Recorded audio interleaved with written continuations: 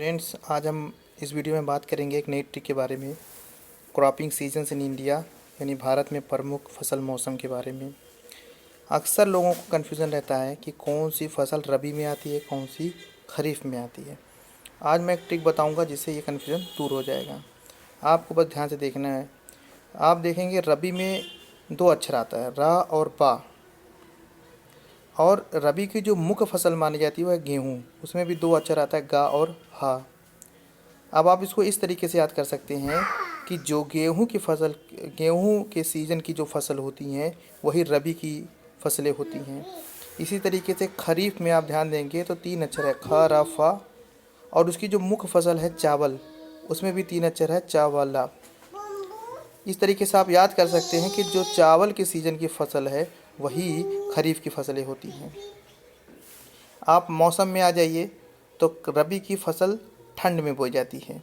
इसमें भी दो अक्षर है, ठंड, ठ और ड। रबी से आप रिलेट कर सकते हैं, रबी और ठंड, दो अक्षर दो अक्षर। खरीफ की फसल बोई जाती है बारिश में। खरीफ में तीन अक्षर है, खा रा फा। बारिश में भी तीन अक्षर है, ब र सा।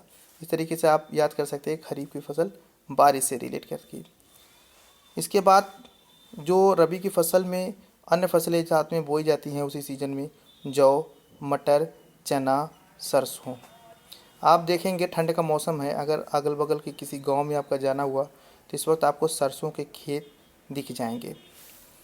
खरीफ में जो अन्य फसलें हैं इसमें भी अगर आप ध्यान से देखेंगे तो ये चीज़ें आपको जल्दी से याद हो जाएंगी। जिस तरीके से खरीफ में तीन अक्षर था, वैसे ही कुछ फसलें ऐसी हैं जिनमें तीन अक्षर है, ज्वार, बाजरा, कपास, उड़द, मक्का। इनको आप एक साथ चावल के साथ मिला के याद कर लें।